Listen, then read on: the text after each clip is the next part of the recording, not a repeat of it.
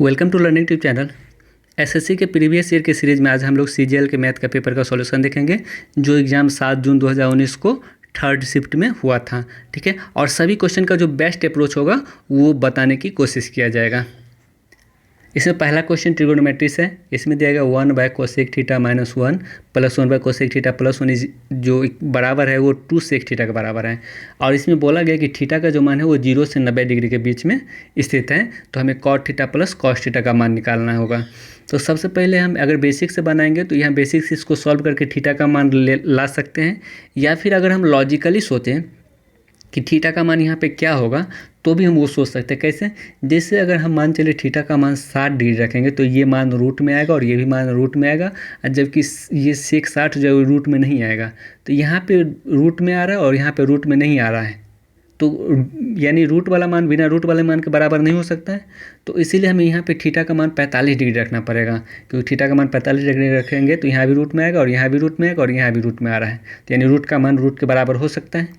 तो इसलिए अगर हम थीटा का मान 45 डिग्री रखते हैं, theta equal to 45 degree theta, तो यहाँ पे क्या आ जाएगा 1 यानी कोसेक 45 कितना होता है √2 - 1 प्लस 1/√2 + 1 कोसेक 45 √2 इजिकल टू 2, और ये सेक 45 कितना होता है √2 होता है 2√2। ठीक है, यानी ये चीज़ को हमें अगर इसका कैलकुलेशन इसके बराबर आ जाता है तो इसका मतलब थीटा का मान 45 डिग्री इस इक्वेशन को सेटिस्फाइड कर रहे हैं।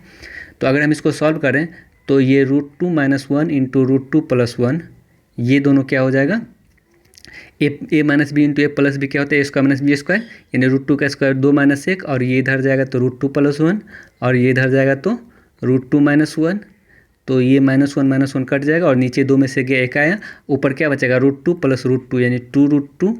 ये किसके इक्वल आ गया 2√2 के इक्वल आ गया। इसका मतलब थीटा का मान 45 डिग्री इस इक्वेशन को सेटिस्फाइड कर रहा है। अगर थीटा का मान 45 डिग्री जब हमें पता चल गया तो हमें क्या निकालना है cot theta plus cosec cos theta. तो कॉट 45 कितना होता है कॉट 45 1 होता है, कॉट 45 1 और कॉस 45 1/√2। ठीक है, अगर हम इसको सॉल्व करेंगे तो √2 एलसीएम आ जाएगा, तो ऊपर क्या बचेगा √2 + 1। ऐसा तो कोई ऑप्शन में नहीं दिया गया है, तो हम क्या करते हैं √2 से ऊपर नीचे हम लोग परमीकरण कर देते हैं, अंश और हर में गुना कर देंगे तो परमीकरण हो जाएगा। तो ये √2 जब हम इधर मल्टीप्लाई करेंगे तो √2 × √2 2 और √2 × 1 यानी प्लस √2, और नीचे क्या आ जाएगा √2 × √2 यानी 2, तो 2 + √2/2 यानी ऑप्शन नंबर बी इसका राइट आंसर हो जाएगा। अब नेक्स्ट सवाल देखते हैं। इसमें तो कुछ है नहीं, इसमें जो भी थीटा का मान दिया गया उसका मान हम लोग पुट कर देंगे, यानी sin 30 कितना होता है 1/2, 1/2 का स्क्वायर करेंगे तो 1/4 गुने cos 45 1/√2, 1/√2 का स्क्वायर करेंगे तो 1/2 + 4, और tan 30 कितना होता है √3 का स्क्वायर करेंगे तो 3 + 1/2, और sin 90 कितना होता है 1 और प्लस 2, कॉस 90 होता है 0। अगर 0 से गुना करेंगे तो इस मान को हम लोग नहीं लेते हैं, क्योंकि 0 से गुना करेंगे तो 0 आएगा, 0 हम किसी संख्या में जोड़े या घटाए कोई फ़र्क नहीं पड़ेगा। तो यहाँ पे क्या आ गया 1/8 आ गया, प्लस यहाँ पे कितना आ गया ये tan 30 1/√3 होता है ना, तो 1/√3 को अगर हम स्क्वायर करेंगे तो ये 1/3 आएगा, यानी 4/3 ये हो जाएगा, प्लस ये 1/2। अगर यहाँ पे हम एलसीएम लेंगे तो 24 एलसीएम आ जाएगा 8 से 3 बार में, 3 से 8 बार में, 8 चौका 32 हो जाएगा, प्लस 2 से 12 बार में, यानी 32 3 35 12 से 43/24, यानी इस सवाल का जो आंसर होगा ऑप्शन नंबर डी हो जाएगा। नेक्स्ट सवाल आप देखते हैं। एक व्यक्ति 12% के लाभ पर एक वस्तु को बेचता है। यदि उसे 12% कम में खरीदा होता और 9 रुपये कम में बेचा होता तो उसे 27% का लाभ होता। देखिए इस सवाल को हम लोग कैसे बनाते हैं उसको देखते हैं। सबसे पहले हम क्या करेंगे, सीपी को 100 मान लेंगे, यानी क्रय मूल्य कितना मान लेंगे 100 मान लेंगे। अगर हम 100 रुपये में खरीदे और 12% के लाभ पर अगर हम वस्तु को बेचते हैं तो जो मेरा विक्रय मूल्य आएगा वो कितना आ जाएगा 112 आ जाएगा। अगर हम किसी वस्तु को 100 रुपये में खरीदे या 12% लाभ पे बेचे तो इसका मतलब जो विक्रय मूल्य आएगा 112 आ जाएगा। अब क्या बोला, यदि उसे 12% कम में खरीदा होता, यानी 100 रुपये में खरीदा था, अगर 12% कम में खरीदा होता, यानी अगर सीपी 88 रुपया होता, 9 रुपया कम में बेचा जाता, इस स्टेटमेंट का यूज हम लास्ट में करेंगे। 9 रुपया कम में बेचा जाता, इस स्टेटमेंट का यूज हम लोग लास्ट में करेंगे, क्योंकि ये रियल वैल्यू है और अभी जो हम लोग कैलकुलेशन कर रहे हैं परसेंटेज में वो माना हुआ वैल्यू पे कर रहे हैं, तो इस स्टेटमेंट का यूज हम बाद में करेंगे। तो उससे 27% का लाभ होता है। जब हम 88 रुपये में खरीदते हैं तब 27% का अगर हमें लाभ होता है तो कितना लाभ हो रहा है हमें, हम 88 को 27 से गुना करेंगे, सबसे पहले 8 × 56 5 यानी 68 56 और 16 72 और 5 77, फिर बच जाएगा 7 और 9 16 7 23 यानी 23.76%, 23.76 का लाभ होता है। अगर हम इस लाभ को अगर हम इसमें ऐड कर देंगे तो हमें विक्रय मूल्य पता चल जाएगा, यानी 0.76 तो रहेगा ही, और 8 3 11 8 2 10 1 11 यानी 111.76 में बेचता। कहने का मतलब है यहाँ पे क्या बोला जा रहा है, अगर उसने 12% कम में खरीदता यानी 88 रुपये में खरीदता और 9 रुपये कम में बेचा जाता है, ऐसे स्टेटमेंट को रहने देते हैं, तो उससे 27% का लाभ होता है। यानी जब हम 88 रुपये में खरीद रहे हैं और 27% का लाभ कमा रहे हैं, इसका मतलब 23.76 लाभ कमा रहे हैं। अगर 88 में हम 23.76 जोड़ते हैं, जो विक्रय मूल्य आएगा वो 111.76 आएगा। तो कितना कम में बेच रहे हैं हम लोग, 0.24 कम में बेच रहे हैं। यहाँ पे विक्रय मूल्य कितना कम आ गया, 0.24 कम आ गया, जबकि यहाँ बोला जा रहा है कि 9 रुपया कम में बेचा जाता है। यानी 0.24 का वैल्यू 9 रुपया, तो एक का वैल्यू 9/0.24। तो अगर 100 का वैल्यू यानी क्रय मूल्य हम लोग 100 माने थे ना, तो 100 का वैल्यू निकालने के लिए 100 से गुना कर देंगे। अगर ये पॉइंट को हटाएंगे तो 100 से फिर गुना करना पड़ेगा। अब आते 3 से ये 8 बार में, 3 से ये 3 बार में, फिर अगर देखें तो 4 से ये 2 बार में और 4 से ये 25 बार में, फिर ये 2 से 50 बार में, यानी 25 पंचे 125 को 3 से गुना करेंगे तो 375 यानी 3750 रुपया जो आएगा वो क्रय मूल्य आ जाएगा, मूल लागत आ जाएगा। यानी सवाल का जो आंसर होगा ऑप्शन नंबर बी हो जाएगा। देखिए यहाँ पे या तो 88 का 127% भी निकाल सकते थे, डायरेक्ट आपका विक्रय मूल्य आ जाएगा, या फिर 27% निकाल के 88 में जोड़ देंगे तो भी विक्रय मूल्य आ जाएगा। अब नेक्स्ट सवाल देखते हैं। बिक्री के लिए किसी वस्तु के मूल्य को उसके लागत मूल्य से कितना अधिक अंकित किया जाना चाहिए ताकि उस पर 20% और 6.25% की 2 क्रमिक छूट के बाद भी उसे लागत मूल्य पर 20% का लाभ हो। देखिए अगर कभी भी सवाल इस तरह आए कि यानी अंकित मूल्य पे छूट का बात किया जा रहा है और क्रय मूल्य पे लाभ का बात किया जा रहा है, तो इस स्थिति में क्या करेंगे, हम दोनों बगल से विक्रय मूल्य निकाल के दोनों विक्रय मूल्य को बराबर कर देंगे। ठीक है, यहाँ पे अंकित मूल्य पे क्या बोला जा रहा है, अंकित मूल्य पे 20% का छूट दिया, यानी 20% का मतलब क्या होता है, 20/100 यानी 1/5। 1/5 का अगर छूट देंगे यानी 5 में 1 रुपया का छूट देंगे तो ये 4/5 हो जाएगा। फिर उसको 6.25% का छूट दिया, तो 6.25% को हम लोग क्या लिख सकते हैं, 6.25% को यानी 10 हटाएंगे डबल जोड़ा जाएगा, यानी 25 को 25 बार में, 25 चौका 100, फिर ये 25 से कितना बार में, 400 आ जाएगा, यानी ये 18 बार में, यानी ये 16 बार में ना, 16 बार में, यानी 16 बार में कटेगा, यानी 1/16। 6.25% का मतलब क्या होगा, 1/16, यानी 1/16 का अगर हम छूट दे रहे हैं तो इसका मतलब हम लोग 15/16 में बेच रहे हैं, 15/16 में बेच रहे हैं, यानी इतना मेरा विक्रय मूल्य आ गया। अंकित मूल्य में अगर हम 20% का छूट दे रहे हैं तो 80%, 20% छूट दे रहे हैं, यानी 1/5 का छूट दे रहे हैं तो 4/5 बेच रहे हैं। फिर अगर हम 6.25% यानी 1/16 का छूट दे रहे हैं तो 15/16 में बेच रहे हैं, यानी ये विक्रय मूल्य आ जाएगा। उसके बाद क्या बोला जा रहा है कि यहाँ पे इससे क्या होता है, उसको लागत मूल्य पे 20% का लाभ होता है, यानी क्रय मूल्य पे अगर हम 20% का लाभ निकालेंगे, यानी 120/100 यानी 6/5 लिख सकते हैं ना, 120/100 को क्या लिख सकते हैं, 6/5, यानी ये भी विक्रय मूल्य आ जाएगा और ये भी विक्रय मूल्य था, दोनों विक्रय मूल्य को क्या करेंगे, आपस में बराबर कर देंगे और यहाँ से लागत मूल्य और अंकित मूल्य का अनुपात निकाल लेंगे। 5 से ये 3 बार में, 3 से कितना बार में, 2 बार में, फिर ये 2 से 2 बार में, फिर ये 2 से कितना बार में, 8 बार में, यानी MP और बटा CP, ये जो CP है नीचे आएगा वो कितना आ जाएगा, ये 8 ऊपर और 5 नीचे था, यानी अगर लागत मूल्य 8 रुपया, अंकित मूल्य 8 रुपया है तो क्रय मूल्य 5 रुपया आ जाएगा। तो हमें कितना ज़्यादा हम बढ़ा के अंकित किए, यानी 3 ज़्यादा बढ़ा के अंकित किए, कितना में, 5 में, गुने 100, यानी 5 से कितना बार में, 20 बार में, यानी 20 दिया 60% हम लोग ज़्यादा बढ़ा के अंकित किए, तो ऑप्शन नंबर 20 का राइट आंसर होगा। यानी कितना अधिक अंकित किया जाए, यानी 60% अधिक अंकित किया जाएगा। अब नेक्स्ट सवाल देखते हैं। इसमें सबसे पहले हम क्या करते हैं, इसका कैलकुलेशन कर लेते हैं, क्योंकि इसके बाद प्लस है तो कोई फ़र्क नहीं पड़ेगा। यानी 6/6 यानी 1 हो जाएगा, गुने 6 यानी 6, ये हो जाएगा 1 गुने 6, तो यानी जैसे 1 मिनट, इस पूरे का कैलकुलेशन करेंगे तो 6/6 1 गुने 6 यानी ये भी 1 गुने 6 6 हो जाएगा, यानी 6 में से 6 गया 0, यानी ये पूरा कैलकुलेशन 0 हो गया। प्लस इधर देखते हैं, यानी ये 1 बट्टा कितना हो जाएगा, 6 6 के 36, पहले का काम करेंगे 36 और भागा का कारण 1 बट्टा 36 हो जाएगा, यानी 6 गुने 1 बट्टा 36 इसका आ जाएगा गुने 6। ठीक है, अब माइनस, अब इसे यहाँ आते हैं माइनस, इस ब्रैकेट का अगर देखें तो यानी 3 3 हो तो 11/3 भाग पहले का काम करते हैं, यानी 22/90 भाग 5। ठीक है, ये तो 0 आ गया, इसको हटा देते हैं, ये पूरा कैलकुलेशन करके 1 आ जाएगा, 6 6 के 36 कट जाएगा, 1 आ जाएगा माइनस ये 11/3, ये भाग को अगर हम गुना में बदलेंगे तो 90/22 और फिर ये भाग को अगर हम गुना में बदलेंगे तो 1/5। ठीक है, यानी 11 से 2 बार में, 5 दूना 10, यानी ये 0 कैंसिल हो जाएगा, और 3 से ये 3 बार में, यानी 1 में से -3 यानी -2। इस सवाल का आंसर ऑप्शन नंबर डी। अब नेक्स्ट सवाल देखते हैं।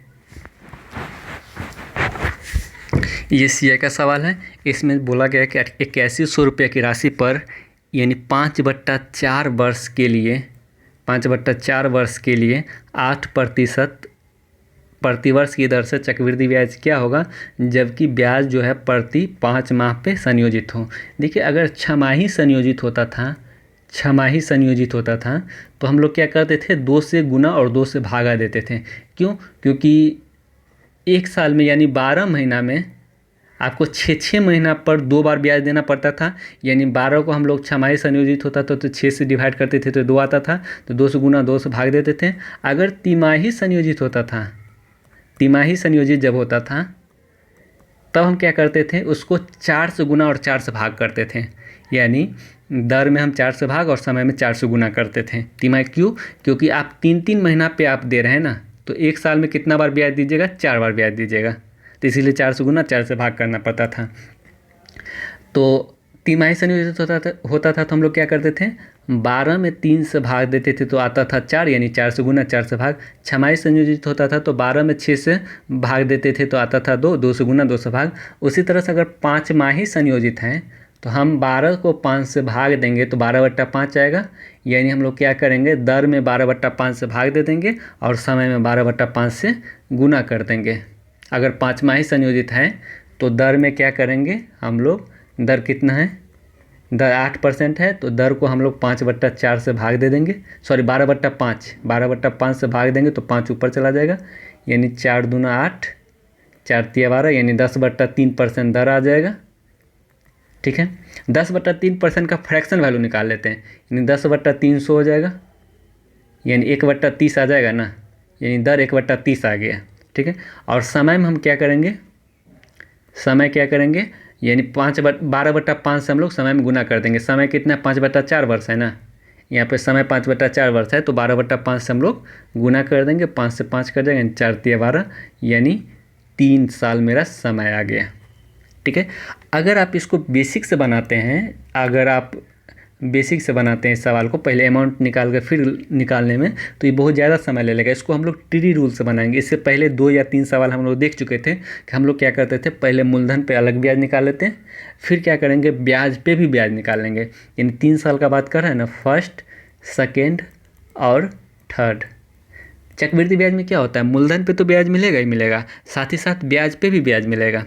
ठीक है, तो अब 8100 रुपया मूलधन है, 8100 पे दर कितना है, 1/30, यानी 1/30 दर से कितना रुपया ब्याज मिल जाएगा, 0 से 0 कट जाएगा। परसेंटेज का हम लोग यूज कर चुके थे, परसेंटेज का यूज करके ये 1/30 आया था ना, यानी 27 दिया 81, 270 रुपये ब्याज मिलेगा। यानी मूलधन पे पहला साल भी 270 रुपये ब्याज मिल जाएगा, दूसरा साल भी 270 रुपये ब्याज मिल जाएगा और तीसरा साल भी 270 रुपये ब्याज मिलेगा। ये तो साधारण ब्याज आ गया ना। अगर मूलधन पे जो ब्याज निकालते हैं वो साधारण ब्याज होता है, लेकिन ब्याज पे भी जहाँ पे ब्याज मिलता है वो चक्रवृद्धि ब्याज होता है। यानी पहला साल हमको 270 रुपये जो ब्याज मिला था, इस 270 रुपये हमें दूसरा साल और तीसरा साल भी ब्याज मिलेगा। यानी 270 रुपये हम अगर ब्याज निकालने की कोशिश करेंगे तो 1/30 कितना होता है, 270 का 9 रुपया, तो यानी 9 रुपया इस 270 पे 9 रुपया यहाँ ब्याज मिल जाएगा और 9 रुपया तीसरा साल ब्याज मिल जाएगा। ठीक है, 270 रुपया जो पहला साल हमको ब्याज मिला था, इस पर आगे 2 साल ब्याज मिल जाएगा। अब ये जो 270 रुपया था ब्याज हमको मिला था, इस 270 पे हमें अगला साल तो ब्याज मिलेगा 9 रुपया, यहाँ पे हम 270 का ब्याज निकाल चुके थे। और यहाँ पे जो 9 रुपया ब्याज मिलेगा, इस 9 रुपया पे भी तो हम लोग ब्याज निकालेंगे ना। तो 9 रुपया पर अगर हम ब्याज निकालेंगे तो 9 का 1/30 कितना होता है? 9 का 1/30 यानी 3 से 10 बार में, 3 से 3 बार में, यानी 0.3 होता है। यानी यहाँ पे हमें 0.3 रुपया ब्याज मिलेगा, 0.3 रुपये। यानी हम लोग मूलधन पे भी ब्याज निकाल लिए और ब्याज पे भी ब्याज निकाल लिए, तो मेरा क्या आ गया? टोटल ब्याज इतना आ गया। अब हम टोटल ब्याज को जोड़ देंगे, 270 270 270 यानी 810, फिर 9 18 9 27 यानी 837.3। लेकिन हमें पॉइंट का मान नहीं निकालना है, हमें निकटतम लेना है, यानी 837। इस सवाल का आंसर ऑप्शन नंबर बी हो जाएगा। तो अगर हम इस तरह के मूलधन पे भी ब्याज निकाल लेते हैं और ब्याज पे भी ब्याज निकाल लेते हैं तो हमें ज़्यादा कैलकुलेशन नहीं करना पड़ेगा और हम बहुत ही कम समय में इस सवाल को सॉल्व कर पाएंगे। अब नेक्स्ट सवाल देखते हैं। 4 अलग अलग धन संख्याओं आरोही क्रम में लिखी गई है। सभी 4 संख्याओं का औसत का 1/3 इन संख्या में से बड़ी संख्या से 19 कम है। यदि पहले 3 संख्या का औसत 12 हो तो दी गई संख्या में से सबसे बड़ी संख्या ज्ञात करें। हम 4 संख्या बढ़ते हुए क्रम में ABCD मान लेते हैं। ABCD यानी सबसे छोटी A, उससे बड़ी B, उससे बड़ी C और सबसे बड़ी D। ठीक है। अब क्या बोला है? सभी 4 संख्या का औसत, अगर हमें औसत निकालना है तो सबको जोड़ के 4 से डिवाइड करना पड़ेगा। सभी 4 संख्या का औसत आ गया। औसत का 1/3 निकालेंगे तो 3 से भाग देना पड़ेगा। इन संख्या में बड़ी संख्या से 19 कम है, यानी बड़ी संख्या D है और ये D से जो ये औसत का 1/3 है वो कितना है? 19 कम है। यानी ये कम था, इसीलिए हमको इसको घटाएं, बड़ा में से छोटा को घटाते हैं। तो और क्या बोला जा रहा है? इसमें से पहले 3 संख्या का औसत 12, यानी पहला 3 संख्या कौन है? A + B + C। इसका औसत 12 है तो इसका योग 36 हो जाएगा। तो सबसे बड़ी संख्या यानी D निकालना है। तो हम क्या करते हैं? A + B + C का 36 जो मान आया यहाँ पे रख देते हैं। तो यहाँ पे आ जाएगा D माइनस 36/12, 3 आ जाएगा, प्लस D/12, ये हो जाएगा D/12। ये 36/12 अलग रख लिए और D/12 अलग लिखे, बराबर 19। अगर हम इस दोनों का कैलकुलेशन करेंगे, यहाँ पे माइनस था ना, यहाँ पे माइनस था तो माइनस D/12 होगा। तो D माइनस D/12 करेंगे तो 11 D/12 आ जाएगा इस दोनों कैलकुलेशन। और ये 3 अगर इधर जाएगा तो 19 + 3 22 हो जाएगा, यानी 11 से ये 2 बार में, यानी D बराबर कितना हो जाएगा? 12 दूना 24। यानी इस सवाल का जो आंसर ऑप्शन नंबर D इसका राइट आंसर हो जाएगा। अब नेक्स्ट सवाल देखते हैं। सबसे पहले हम क्या करते हैं? इसको क्रॉस मल्टीप्लिकेशन करके x + 1/x का वैल्यू निकाल लेते हैं। उसके बाद हम x³ + 1/x³ का वैल्यू ईजिली फाइंड कर सकते हैं। तो अगर हम क्रॉस मल्टीप्लिकेशन करेंगे तो ये हो जाएगा 2x² + 5x - 2 = 6x। यानी अगर ये 5x उधर जाएगा, यानी 2x² + 2 = कितना हो जाएगा? 6x में 5x जाएगा तो केवल x। अगर हम यहाँ पे से 2x कॉमन लेते हैं तो यहाँ क्या बचेगा? x, और यहाँ क्या बचेगा? 1/x। अगर इस दोनों में से अगर हम 2x कॉमन लेंगे तो यहाँ बचेगा x और यहाँ 1/x बराबर x, यानी ये x से x कैंसिल हो जाएगा। तो x यहाँ पे माइनस था, यहाँ पे जो था वो माइनस था, यहाँ पे 2x² - 2 यानी x - 1/x का वैल्यू निकलेगा। तो x - 1/x क्या आ जाएगा? 1/2 आ जाएगा। ये 2 इधर जाएगा तो डिवाइड में। तो हमें निकालना है x³ + 1/x³। देखिए, अगर हमें पता रहता है कि x + 1/x बराबर अगर a है तो x³ + 1/x³ क्या होता है? a³ - 3a। ये कब निकाल सकते हैं? जब हमें x + 1/x पता हो। लेकिन हमें क्या पता है? x - 1/x पता है। तो एक फार्मूला आप लोग जानते होंगे कि अगर x - 1/x बराबर a दिया गया हो तो x + 1/x निकालने के लिए हम लोग क्या करते हैं? √a² + 4 कर देते हैं, a² + 4 करते हैं। तो सेम उसी तरह से, यानी हमें x - 1/x पता है 1/2, तो x + 1/x निकालने के लिए हम लोग क्या करेंगे? √1/2 का स्क्वायर + 4। या फिर अगर आपको x + 1/x बराबर अगर a पता है तो x + 1/x अगर a पता है तो x - 1/x जो होता है वो √a² - 4 हो जाता है। ठीक है, ये दोनों फार्मूला को ध्यान दीजिएगा, ये कभी कभी यूज होता है इसका। तो x माइनस 1/x अगर 1/2 था तो x प्लस 1/x क्या हो जाएगा, 1/2 का स्क्वायर प्लस 4 यानी √1/4 प्लस 4 यानी 4 चौके 16, 1 17/4 यानी √17 का √17 रह जाएगा और ये 4 का 2 बाहर निकल जाएगा। यानी x प्लस 1/x जब √17/2 आ गया तो हमें क्या निकालना था, x³ प्लस 1/x³ निकालना था ना।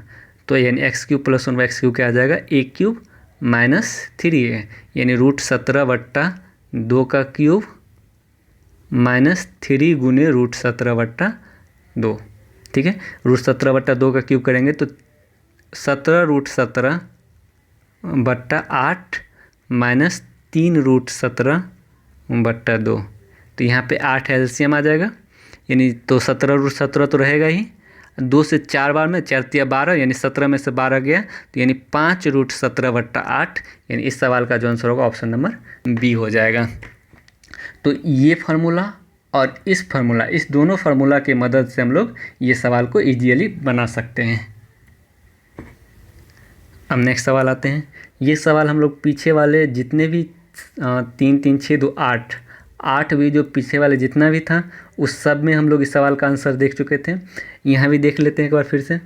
एक 10 अंकीय संख्या जो है 6 7 1 2 7 y 7 6 x2 को अगर हम लोग 88 से विभाज्य है, 88 से विभाज्य मतलब क्या, जो संख्या 8 और 11 दोनों से कटे वो संख्या 88 से भी कटेगा। तो 8 का क्या नियम है कि लास्ट का 3 अंक हम लोग देखते हैं, यानी 6x2 अगर 8 से डिवाइड है तो x के स्थान पे क्या क्या आएगा। जैसे अगर हम 8 सत्ते 56 लगाएंगे तो यहाँ x के जगह 3 रहेगा तभी तो ये 7 शेष बच जाएगा और 2 रहेगा तो 8 9 72 लग जाएगा।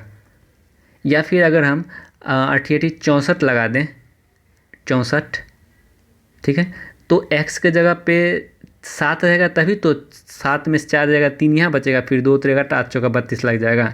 यानी x के बदले में 3 भी हो जाएगा, 7 भी हो जाएगा, और भी हो सकता है x के बदले में 3 या 7। अभी हम 2 ही मान लेकर देखते हैं, अगर जो आंसर आएगा उस पर हम लोग, अगर इस दोनों मान से ऑप्शन नहीं आता है तो फिर हम लोग आगे का मान देखेंगे। सबसे पहले हम 3 रख कर इसको मान चेक कर लेते हैं।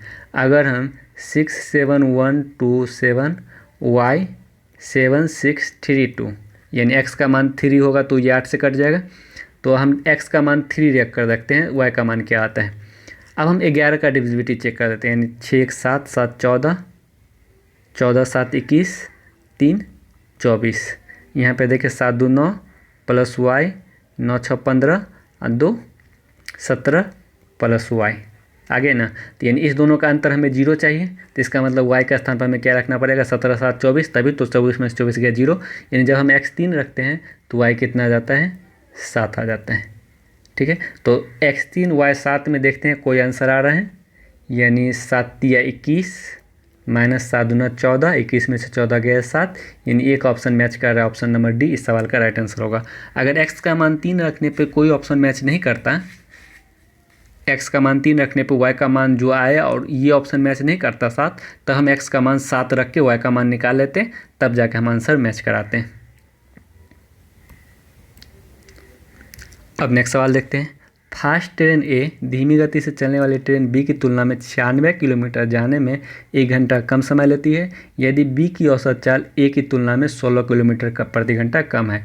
यानी बी का चाल और ए का चाल, बी का चाल बी मान लेते हैं, ए का चाल ए मान लेते हैं। 96 किलोमीटर जाने में, सॉरी बी ए नहीं मानते हैं, बी ए है ना, यानी बी ए का चाल एक्स मानते हैं तो बी का चाल एक्स माइनस 16 हो जाएगा। 96 किलोमीटर जाने में कितना समय लगेगा, 96 बटा एक्स माइनस 16, ये चाल माने थे हम लोग, चाल बराबर क्या, समय बराबर क्या, दूरी बटा चाल। और 96 किलोमीटर जाने में ए को कितना समय लगेगा, 96 बटा एक्स, और दोनों के समय का जो अंतर है वो 1 घंटा दिया गया है, 1 घंटा कम समय लेता है। ठीक है, तो यहाँ से अगर हम सॉल्व करने की कोशिश करेंगे तो ये द्विघात समीकरण में आ जाएगा, और जब भी द्विघात समीकरण में आए तो हमेशा बोलते हैं वहाँ पे ऑप्शन रख देना है, और ऑप्शन भी रखना है तो यानी जो वो ऑप्शन रखना है जो 96 को काट दें, क्योंकि 96 को काटने वाला ऑप्शन रखेंगे तभी तो ये पॉइंट में नहीं आएगा ना। अगर 96 से नहीं कटेगा तो आंसर पॉइंट में देगा, जबकि हमें पॉइंट में नहीं चाहिए। तो हम अगर हम x की जगह 48 रखते हैं तो 48 से ये 2 बार में कट जाएगा, और 48 में 16 गया कितना, 32, 32 से कितना बार में कटेगा, 3 बार में कट जाएगा, 3 में से 2 गया 1, यानी इस सवाल का जो आंसर होगा ऑप्शन नंबर डी 48 आ जाएगा। अब नेक्स्ट सवाल देखते हैं। सुरभि अपनी आय का 75% खर्च करती है और यदि उसकी आय 20% बढ़ जाती है और बचत 1% घट जाती है तो व्यय में कितने प्रतिशत की वृद्धि होगी। यानी ये सवाल हम लोग परसेंटेज चैप्टर में देख चुके थे। यानी इसको हम लोग कैसे बनाते थे, अगर हम आय को 100 मानेंगे तो व्यय कितना हो जाएगा 75। तो अगर 100 रुपये हम 75 रुपये खर्च कर रहे हैं तो उसका बचत कितना होगा 25 रुपये। अब क्या बोला है, यदि उसकी आय 20% बढ़ जाती, पहले आय 100 था, अब 120 रुपये उसका आय हो जाएगा और बचत 1% घट जाएगी। 25 का 1% कितना होता है 0.25। अगर 0.25 बचत कम हो जाती है तो इसका मतलब 24.75 रुपये उसका बचत हो जाएगी। तो इसका मतलब खर्च कितना कर रहा है, तो 120 में से अगर हम 24.75 घटा देंगे तो उसका खर्च पता चल जाएगा ना 0.25 और यानी 5 4 9 और 9 2 11 यानी 95.25 उसका बचत खर्च होगा। अगर 120 रुपये में से 24.75 रुपया अगर वो बचत करे तो इसका मतलब 95.25 रुपया खर्च कर रही है। पहले 75 रुपये व्यय था, अब 95.25 रुपये व्यय हुआ, यानी 20.25 रुपया वृद्धि हुआ व्यय में। कितना में 75 में गुने 100। अगर हम इस दशमलव घटाएंगे तो नीचे 2 जीरो आएगा और ये 2 जीरो से ये 0 0 कट जाएगा। ठीक है, अगर हम 25 से काट लें तो 25 से 3 बार में और 25 से 81 बार में और 3 से कितना बार में कटेगा 27 बार में, 27 से 81, यानी जो वृद्धि होगा बचत में व्यय में वो 27%। ऑप्शन नंबर 20 का राइट आंसर हो जाएगा। अब नेक्स्ट सवाल देखते हैं। देखिए, अगर इसमें थीटा का कोई भी मान पुट करते हैं तो ये कैलकुलेटिव हो ही जाएगा। तो इससे अच्छा क्या करते हैं हम लोग, थीटा का मान पुट कर नहीं करके इसको हम लोग किसी एक टर्म में चेंज करके इसको बेसिक से ही सॉल्व कर लेते हैं। देखिए, सबको क्या करते हैं हम लोग टेन थीटा में कन्वर्ट कर देते हैं। टेन थीटा डिवाइड बाय ये 1 माइनस कॉट थीटा को क्या लिख सकते हो 1 माइनस 1 बाय टेन थीटा। सबको हम लोग टेन थीटा में कन्वर्ट कर रहे हैं। Plus cot theta divide by 1 minus tan theta को क्या लिख सकते हैं, ये कॉट थीटा जो था उसको हम लोग टेन थीटा, क्योंकि सबको हम लोग टेन थीटा में कन्वर्ट कर रहे हैं ना, ये कॉट थीटा को हम लोग क्या लिख सकते हैं 1 by tan theta divide by 1 minus tan theta is equal to 1 plus के अभी रहने देते हैं। ठीक है, उसके बाद ये टेन थीटा ऊपर जाएगा तो ऊपर टेन स्क्वायर थीटा हो जाएगा, नीचे ten theta minus 1, ten theta minus 1, ये यहाँ पे एलसीएम लेंगे ना टेन थीटा, तो ये टेन थीटा माइनस 1 हो जाएगा और ऊपर ये टेन थीटा जाएगा, टेन स्क्वायर थीटा हो जाएगा। देखिए, अगर यहाँ पे टेन थीटा माइनस 1 है और यहाँ पे 1 माइनस टेन थीटा वो है तो हम माइनस कॉमन लेकर नीचे टेन थीटा माइनस 1 हम कर सकते हैं, माइनस कॉमन लेंगे और ये 1 बाय टेन थीटा का टेन थीटा अगर नीचे आएगा तो यहाँ पे टेन थीटा आ जाएगा, यहाँ पे 1 बच जाएगा बराबर 1 प्लस के, इसको अभी रहने देते, 1 प्लस के बार बार नहीं लिखते, हम बाद में लिखेंगे। ठीक है, अब अगर हम यहाँ देखें यहाँ तो टेन थीटा माइनस 1 और इंटू टेन थीटा, ये एलसीएम आ जाएगा। टेन थीटा माइनस 1 तो है ही है, तो एक टेन थीटा बच गया, ये टेन थीटा से स्क्वायर में गुना होगा तो ये टेन क्यूब थीटा हो जाएगा और माइनस 1 यानी इसका कैलकुलेशन आएगा। अगर अब इसको सॉल्व करें तो A cube minus B cube को क्या लिख सकते हैं ए माइनस बी यानी tan theta minus 1 into A square यानी tan square theta plus B square plus 1 अब प्लस टेन ए बी, तो टेन थीटा गुने 1 यानी टेन थीटा हो जाएगा divide by tan theta minus 1 into tan theta. ठीक है, तो ये टेन थीटा से ये कट जाएगा।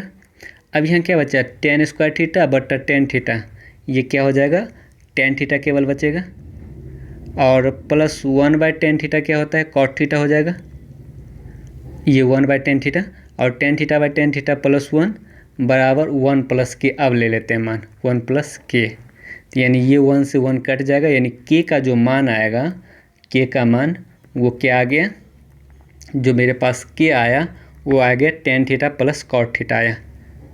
ठीक है, तो tan theta plus cot theta ऐसा कोई ऑप्शन है नहीं है, तो टेन थीटा को क्या लिख सकते हैं साइन थीटा बटा कॉस थीटा और कॉट थीटा को क्या लिख सकते हैं कॉस थीटा बटा साइन थीटा।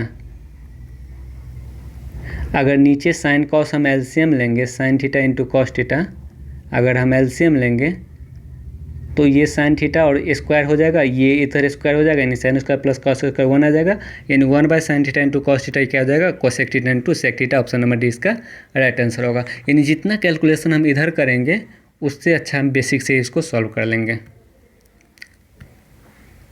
अब नेक्स्ट सवाल देखते हैं। किसी समद्विबाहु त्रिभुज का आधार और ऊंचाई क्रमशः 10 और 12 सेंटीमीटर दिया गया। यानी समबाहु त्रिभुज का आधार 10 है, समद्विबाहु त्रिभुज का दो भुजा बराबर होगा, और जो इसका ऊंचाई दिया गया है वो कितना दिया गया है, 12 दिया गया है। तो समद्विबाहु त्रिभुज में जो ऊंचाई होता है वो असमान भुजा को दो बराबर भागों में बांट देता है, यानी इसको दो बराबर भागों में बांटेगा तो 5-5 में बांटेगा, और ऊंचाई जो होता है वो लंबवत दूरी होता है, यानी ये 5 ये 12, तो ये एक समकोण त्रिभुज हो गया, तो ये क्या हो जाएगा 13, यानी जो कर्ण का लंब जो तीसरा भुजा आएगा वो 13 सेंटीमीटर। ऑप्शन नंबर सी इसका राइट आंसर होगा, यानी प्रत्येक जो समान भुजा होगा वो 13 सेंटीमीटर का। अब नेक्स्ट सवाल देखते हैं। त्रिभुज एबीसी में AM लंब BC और AN एंगल A का समद्विभाजक है। देखिए इस फार्मूला का हमेशा ध्यान रखिएगा। कोई त्रिभुज ABC है, ये ABC में अगर एक दे दे AM लंब दे दे, यानी AM लंब BC, और एंगल A का जो द्विभाजक है, एंगल A का जो बाइसेक्टर, यानी ये कट का निशान समझ आइए कि यानी एंगल को काट रहा है, यानी इसको दो बराबर भागों में बांट रहा है। अगर ये AN का जो द्विभाजक है, ये AN एंगल A का द्विभाजक है, तब अगर MAN पूछे, MAN, तो क्या हो जाएगा, हाफ इंटू इस दोनों के कोणों का अंतर, angle B minus angle C। इस फार्मूला को ध्यान में रखिएगा, इस पे बेस्ड डायरेक्ट सवाल आ जाते हैं। ठीक है, तो हमें MAN का पूछा जा रहा है, और इसका डायरेक्ट फार्मूला क्या होता है, half into angle B minus angle C। Angle B 55, angle C 35, 55 में 35 गया 20, यानी 1/2 गुने 20 कितना हो जाएगा 10। इस सवाल का direct answer option number B हो जाएगा। तो इस फार्मूला को हमेशा ध्यान में रखेंगे। जो अगर एक लंब हो और एक कोण का द्विभाजक हो, तो उस दोनों बीच का जो कोण होगा MAN, वो इस दोनों के अंतर का आधा हो जाएगा। अब नेक्स्ट सवाल देखते हैं। क्रमशः 5 सेंटीमीटर और 11 सेंटीमीटर लंबाई की दो जीवाएं AB और CD समानांतर हैं और एक वृत्त के केंद्र O के एक ही तरफ हैं। यानी कोई वृत्त है,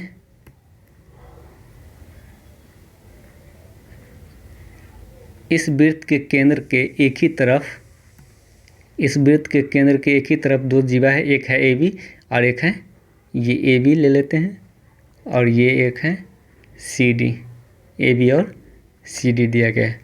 इस दोनों के बीच का जो दूरी है, दूरी हमेशा क्या होता है, लंबवत होता है। इस दोनों के बीच का जो दूरी है वो कितना होता है, दिया गया 3 दिया गया, और इसका लंबाई अगर 5 है, ये AB का लंबाई, अगर हम केंद्र से इस पे लंब डालेंगे तो इसको दो बराबर भागों में बांट देगा, 5/2, ये भी 5/2, और इसका लंबाई अगर 11 है, इसको भी दो बराबर भागों में बांटेगा, 11/2 और 11/2।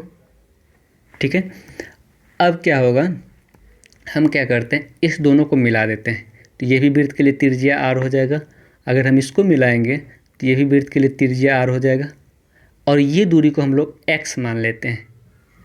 ठीक है, अब सवाल इजीली बन जाएगा। देखिए अब करना क्या है, अगर हम ये त्रिभुज लेंगे तो ये भी एक समकोण त्रिभुज हो जाएगा, और इस समकोण त्रिभुज में 90 डिग्री के सामने ये कर्ण बराबर क्या होता है, अंडर रूट लंब स्क्वायर, यानी x + 3 का स्क्वायर प्लस 5/2 का स्क्वायर। ये त्रिज्या आ जाएगा, अंदर रूट में रहेगा, ये अंदर रूट में आएगा। अगर हम इस त्रिभुज का बात करें, ये त्रिभुज का, कलम चेंज कर रहे हैं, ये वाला त्रिभुज, ये वाला त्रिभुज, ये वाला त्रिभुज का अगर हम बात करें, इसमें ये 90 डिग्री ये है, इसके सामने कर्ण ये है R, और ये R बराबर क्या हो जाएगा, अंडर रूट x² प्लस 11/2 का स्क्वायर। यानी ये दोनों तो R का ही वैल्यू है ना, तो एक वृत्त में तो त्रिज्या समान होता है, यानी दोनों त्रिज्या को हम लोग क्या करेंगे, बराबर कर देंगे। यहाँ से हम लोग x का वैल्यू निकाल लेंगे, और x का वैल्यू निकालने के बाद हम या तो इसमें x का मान रख लेंगे या तो इसमें हम x का मान रखेंगे, दोनों में से कहीं से हम त्रिज्या निकाल सकते हैं। तो पहले हम क्या करते हैं, x का वैल्यू निकालते हैं। अगर हम यहाँ सॉल्व करेंगे तो हो जाएगा x² प्लस 6x प्लस 9 बराबर 25/4, sorry plus 25/4 equal to x² plus 121/4, 121/4। तो एक्स स्क्वायर से एक्स स्क्वायर कैंसिल हो जाएगा, ठीक है। अब ये 25/4 अगर इधर माइनस होगा तो ये कितना हो जाएगा 96/4, यानी 96/4 कितना हो जाएगा 24 हो जाएगा। और ये 24 में से अगर 9 उधर माइनस होगा तो ये 15 हो जाएगा, यानी 6x बराबर क्या आ गया 15 आ गया।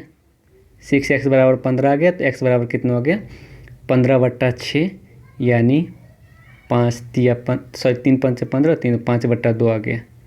x बराबर कितना आ गया 5/2 आ गया। तो हमें क्या निकालना है, रेडियस निकालना है। तो ये रेडियस जो होगा वो किसके बराबर हो जाएगा, यानी इस त्रिभुज में अगर हम देखें ये रेडियस बराबर क्या हो जाएगा √11/2 का स्क्वायर प्लस ये कितना x का मान 5/2 का स्क्वायर, ठीक है। यानी 11 का स्क्वायर 121 और 5 का स्क्वायर ये 25, यानी 146, यानी √146/4 और /4 के बदले हम 2 लिख सकते हैं, 2 बाहर निकाल सकते हैं। त्रिज्या इतना आ गया, अगर हम 2 से गुना कर देंगे तो क्या आ जाएगा व्यास आ जाएगा। तो अगर 2 से 2 कट जाएगा, यानी जो व्यास आएगा √146। ऑप्शन नंबर सी इसका राइट आंसर हो जाएगा। अब नेक्स्ट सवाल देखते हैं।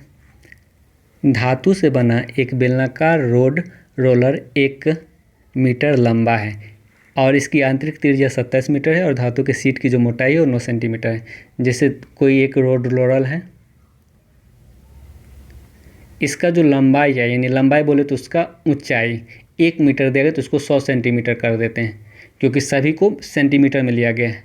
और इसका जो मोटाई है वो कितना दिया गया है 9 मीटर दिया गया, 9 सेंटीमीटर दिया गया है। और आंतरिक त्रिज्या कितने दिया गया 27। अगर आंतरिक त्रिज्या 27 है और मोटाई 9 है, इसका मतलब बाहरी त्रिज्या कितना हो जाएगा 27 + 9 36। तो ये रोलर जो है उसका आयतन निकाल ले सबसे पहले।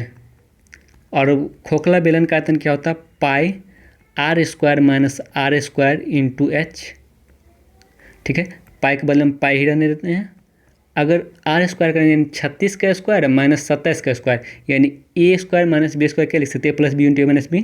अगर 36 का स्क्वायर -27 का स्क्वायर करेंगे तो 36 + 27 कितना हो जाएगा 7 × 6 = 63 और 36 - 27 कितना हो जाएगा 9 गुने h कितना हो जाएगा 100, यानी इतना आयतन आ जाएगा। अगर 1 सेंटीमीटर का भार अगर 8 ग्राम है तो इतना सेंटीमीटर क्यूब का भार कितना हो जाएगा 8 से गुना कर देंगे इतना ग्राम हो जाएगा। अगर हम इसको इतना ग्राम उसका भार आ गया, अगर हम उसको 1000 से डिवाइड कर देंगे, 1000 से डिवाइड कर देंगे तो ये क्या आ जाएगा केजी में आ जाएगा, ग्राम से हट के आप केजी में आ जाएगा। अगर 1000 डिवाइड करें तो ये डबल जीरो कट जाएगा और ये 10 को काटने वाला कोई नहीं है, तो इसका मतलब पॉइंट के बाद 1 अंक होगा। तो ये दोनों ऑप्शन तो ख़त्म हो जाएगा, पॉइंट के बाद 1 अंक, ठीक है।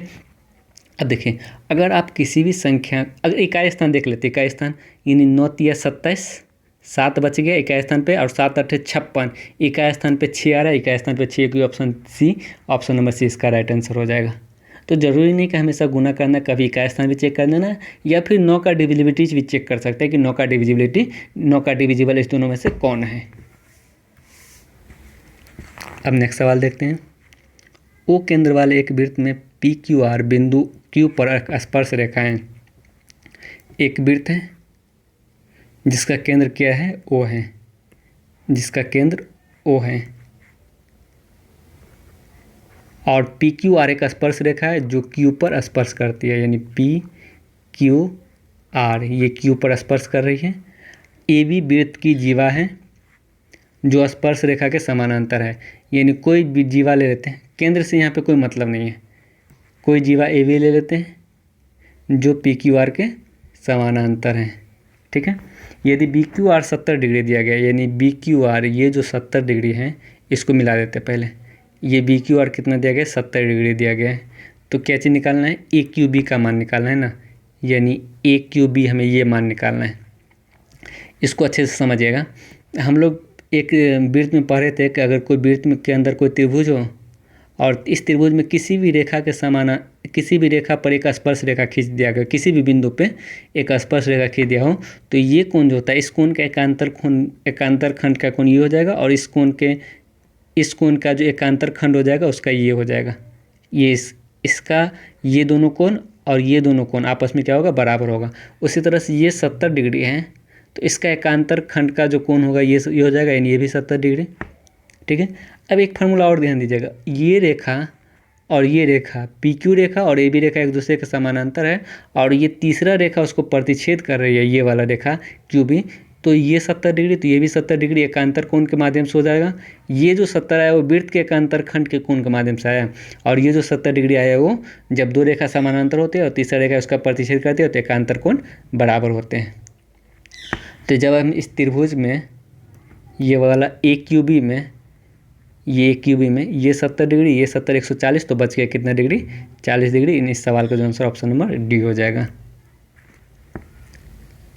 ये सवाल में तो कुछ है नहीं, इसमें केवल थीटा का मान पुट कर देना है, यानी 30 डिग्री का मान पुट कर देना है, यानी 2 tan 30 कितना होता है 1/√3 डिवाइड बाय 1 माइनस tan 30, 1/√3 का स्क्वायर करेंगे 1/3, यानी इसका कैलकुलेशन करेंगे तो 2/√3, और इसका कैलकुलेशन 3 में से गया 2/3, यानी 2/√3 गुने 3/2, ये भाग को तो 2 से 2 कट जाएगा, √3 से 3 को काटेंगे तो √3 बचेगा, यानी सवाल का आंसर ऑप्शन नंबर बी। अब नेक्स्ट सवाल देखते हैं। x रुपये की एक राशि को ए बी सी के बीच इस प्रकार वितरित किया जाता है कि ए बी के जो शेयर का अनुपात है वो 7:12 है, यानी ए बी का शेयर का अनुपात 7:12, और बी सी के जो शेयर का अनुपात है वो 8:5 दिया गया है, बी सी के शेयर का अनुपात। ठीक है, तो सबसे पहले क्या करते हैं, देखिए यहाँ ए बी सी का अनुपात निकाल लेते हैं, और ए बी सी का अनुपात निकालने के लिए, डायरेक्ट अनुपात निकालने के लिए क्या बताए थे, इस दोनों का सबसे पहले हम एलसीएम लेंगे। 12, 8 का एलसीएम 24 आता है, तो हम 24 यहाँ पे लिख लेंगे। अब 24 को, यानी 24 बनाने के लिए 12 को हम लोग 2 से गुना किए थे, तो अनुपात क्या किया नियम का, अगर हम एक चीज़ में 2 से गुना किए तो उसके साथ जो भी टर्म लगा रहेगा सबको 2 से गुना करेंगे। अगर हम इस 12 को 2 से गुना करके 24 बनाएं तो इस 7 को 2 से गुना करके हमें 14 बनाना पड़ेगा। अगर ये 24 बनाने के लिए 8 को क्या किए, 3 से गुना किए। अगर हम 24 बनाने के लिए 8 को 3 से गुना किए तो इस 5 को भी 3 से गुना करना पड़ेगा, क्योंकि अनुपात का नियम है, अगर आप एक टर्म में जिस संख्या से गुना करते हैं सभी टर्म में उतना ही से गुना करना पड़ेगा। यानी डायरेक्ट 14, 24, 15 का अनुपात आ गया, यानी ए बी सी का अनुपात। अब क्या बोले, ए और सी के शेयर का जो अंतर है 214 है। ए और सी के शेयर का अंतर अनुपात में कितना वाला है, 1 का वैल्यू जब 214 है तो क्या चीज़ पूछ रहा है, एक्स का मान निकालें ना, यानी टोटल एक्स था, टोटल राशि था, एक्स क्या था, टोटल राशि। तो अनुपात में जब 1 का वैल्यू 214 तो टोटल राशि कितना हो रहा है, 4, 4, 8, 5, 13, 2, 1, 3, 1, 4, 1, 5, 53। अनुपात में टोटल राशि 53 हो, 53 का हल कितना हो जाएगा, 214 गुने 53। अब यहाँ पे आके गुना नहीं कर देना है, सबसे पहले हम क्या करते हैं, देख लेते इकाई स्थान देख लेते। इकाई स्थान पे 4 गुने 3 करेंगे 12, यानी इकाई स्थान पे 2 आएगा, और इकाई स्थान पे 2 एक ही ऑप्शन बी में दिया गया। इस सवाल का आंसर ऑप्शन नंबर बी हो जाएगा। अब नेक्स्ट सवाल देखते हैं। ए बी सी के जो कार्य क्षमता का जो अनुपात है 3, 5, 1 है, वे एक साथ काम करते हुए 5 दिनों में पूरा कर सकते हैं। यानी एक चीज़ ध्यान दीजिएगा, अगर हम क्षमता को समय से गुना करेंगे तो टोटल काम आएगा, टोटल काम आएगा। या फिर अगर हमें समय निकालना होगा, समय, तो हम क्या करेंगे, टोटल काम को क्षमता से डिवाइड कर देंगे। यानी अगर हम क्षमता को समय से गुना करते तो टोटल काम आता है, अगर ये क्षमता नीचे आ जाएगा यानी समय निकालना रहेगा तो टोटल काम को हम लोग क्या करेंगे, क्षमता से डिवाइड कर देंगे। अगर ये 2 चीज़ ध्यान में रखिएगा तो ये सवाल बहुत ही ईजी में बन जाएगा। देखिए, अगर ए बी सी के जो कार्य क्षमता का अनुपात 3, 5, 1 है, वो एक साथ काम करते हुए 5 दिनों में पूरा करते हैं, यानी जब तीनों मिलकर काम करेगा तो टोटल क्षमता कितना हो जाएगा, 5, 3, 8, 1, 9, यानी 9 क्षमता से जब वो काम करता है तो 5 दिन में काम कंप्लीट होता है। तो जो टोटल काम होगा वो कितना हो जाएगा, 45, 9 दिन, 9 क्षमता और दिन 5, यानी 45 दिन हो जाएगा। 45 टोटल काम हो जाएगा। यहाँ पे बोल देते हैं क्षमता को अगर समय से गुना करें टोटल काम आएगा, यानी टोटल काम मेरा कितना है, 45 है। अब क्या होता है कि ए बी जो है वो 3 दिन के लिए एक साथ काम करते हैं। जब ए बी दोनों मिलकर काम करेगा तो एक दिन में 5 दिन यानी 8 यूनिट काम करेगा। तो 3 दिन में टोटल कितना काम करेगा, 8 गुने 3 यानी 24 काम कंप्लीट कर देगा ए बी 3 दिन में। तो शेष काम कितना बचा, 45 में से 24, 3 दिन में ए बी जब 24 काम कंप्लीट कर दिया तो 21 काम शेष बचा, और इस 21 काम को कौन करेगा, सी करेगा। और सी का क्षमता कितना है, 1 है, सी का क्षमता 1 है। तो एक क्षमता से 21 काम कितना दिन में करेगा, यानी एक का समय निकालना है, यानी 21/1 यानी 21 दिन। यानी समय निकालने क्या करते हैं, टोटल काम को हम क्षमता से डिवाइड कर देते हैं। तो टोटल काम 21, क्षमता 1 यानी 21/1 21, यानी शेष काम को सी 21 दिन में पूरा करेगा। अब नेक्स्ट सवाल देखते हैं। इसमें 8x³ + 27y³ divide by 2x + 3y बराबर ax² + bxy + cy² है। तो सबसे पहले हम इसको a³ + b³ के फार्मूला पर तोड़ देते हैं। यानी 8x³ क्या लिख सकते हैं, 2x का होल क्यूब + 27y को क्यूब को क्या लिख सकते हैं, 3y का क्यूब। अगर हम इसको सॉल्व करेंगे तो यानी a + b 2x + 3y into a² यानी 4x² + by² यानी 9y² plus ab minus ab, a² + b² minus ab करेंगे तो 2 × 6xy और ये डिवाइड बाय कितना था, 2x + 3y। तो ये दोनों कैंसिल हो जाएगा और ये किसके इक्वल था, ax² + bxy + cy² इसके इक्वल था। अब आते हैं यहाँ x² का कॉफिशिएंट 4, यहाँ x² का कॉफिशिएंट a यानी a बराबर 4 आ जाएगा। यहाँ y² का कॉफिशिएंट c और यहाँ y² का कॉफिशिएंट 9 यानी c बराबर 9 आ जाएगा। यहाँ xy का कॉफिशिएंट b और यहाँ xy का कॉफिशिएंट -6 यानी b बराबर -6 हो जाएगा। यानी a b c का जब मान पता चल गया तो हमें क्या निकालना है, 5a + 4b + 3c यानी 5 a के बदले में 4 + 4 × -6 + 3 × 9 यानी 20 - 24 + 27 यानी 3 23 यानी सवाल का जो आंसर होगा 23 ऑप्शन नंबर सी। अब डी से सवाल है और इसमें जो पिछले वाले वीडियो में था सेम उसी तरह से इसमें भी डी में सवाल दिया गया है। इसमें क्या डी प्रकार के कारों को उत्पादन संबंधी डेटा को वृत्तारेख में दर्शाया जाए तो 2017 में कारों को उत्पादन का तिर्यकखंड का केंद्रीय कोण निकालें। तो 2017 में डी प्रकार का कार कितना था, 65। टोटल कितना में, केवल डी प्रकार के कार को दिखा रहे हैं ना, तो अगर हम 48, 56, 63, 65 और 68 को जोड़ेंगे तो टोटल 300 आ जाता है। ठीक है, 65 है 300 में गुने हमें तिर्यकखंड का कोण निकालना है, तो तिर्यकखंड का कोण निकालने के लिए 360 से गुना करेंगे। अगर हमें परसेंटेज निकालना होता तो 100 से गुना करते, यानी 6 से 5 बार में, 6 से 6 बार में और 5 से 13 बार में, यानी 13 × 6 78 डिग्री इसका तिर्यकखंड का कोण आ जाएगा। अब नेक्स्ट सवाल देखते हैं। इसमें क्या है कि 2016 में ए प्रकार की कार और 2014 में ई प्रकार की कार। 2016 में ए प्रकार है 44 और 2014 में ई है, 2014 में ई जो है वो 46 है, यानी टोटल कितना हो जाएगा 90। और का कुल उत्पादन 2014 से 18 तक सी, यानी 14 से 18 तक अगर हम सी को जोड़ते हैं, 14 से 18 तक सी, तो टोटल आपके पास कितना आ जाएगा, टोटल 250 आ जाएगा। 14 से 18 तक अगर हम सी को जोड़ते हैं तो टोटल 250 आ जाएगा। तो 18 तक के टाइप के कारों का कुल कितना प्रतिशत है, यानी कितना परसेंट वृद्धि या कमी नहीं बोला गया, तो इसीलिए हम अंतर नहीं निकालेंगे। तो 90 जो है वो 250 का कितना परसेंट है निकालने के लिए हम डायरेक्ट 100 से गुना कर देंगे। 1 0 से 1 0 कट जाएगा और ये 100 में 25 से काटेंगे तो 4 बार में, यानी 9 चौका 36%, ऑप्शन नंबर सी। अब नेक्स्ट सवाल देखते हैं। 2018 में कारों का औसत उत्पादन, यानी 2018 में अगर हम कारों का औसत उत्पादन निकालें, सबको जोड़कर अगर हम 5 से डिवाइड करते हैं तो औसत उत्पादन कितना आ जाएगा, इसका तो 65 आ जाएगा। ठीक है, 2018 में कारों का उत्पादन सबको जोड़कर अगर हम 5 से डिवाइड करेंगे तो 65 आ जाएगा। 2015 में डी, यानी 15 में डी कितना है, 56 है और 2017 में बी, 17 में बी कितना है, 64 है। तो दोनों जोड़ने पर कितना होता है, 120 हो जाता है। कि कारों को कुल उत्पादन से कितना प्रतिशत कम है, यानी कितना कम है, यानी 55 कम है। कितना में, 120 में गुना 100, यानी 20 से 5 बार में, 20 से 6 बार में, यानी कितना आ जाएगा, 25 25 275/6, यानी 6 चौका 24, बचेगा 3 5, यानी 6 पंच 30, 45 पॉइंट समथिंग, यानी 45.8, ऑप्शन नंबर डी इसका राइट आंसर हो जाएगा। नेक्स्ट सवाल देखते हैं। 2017 में टाइप ए, 2014 में टाइप सी का कुल उत्पादन। 2017 में टाइप ए कितना है, 66 और 2014 में टाइप सी जो है वो 54। दोनों का कुल उत्पादन कितना हो जाएगा? 6×10 120। और कुल उत्पादन 2014 में बी, 17 में सी। 14 में बी कितना है? 46। और 17 में सी कितना है? 50। और 18 में ई कितना है? 64। अगर सबको जोड़ते हैं तो 6×4 10, 5×10 16, 160 आ जाता है। तो अनुपात क्या होगा दोनों का? 4 से 3 बार में, 4 से 4 बार में, 3:4। ऑप्शन नंबर ए इसका राइट आंसर हो जाएगा।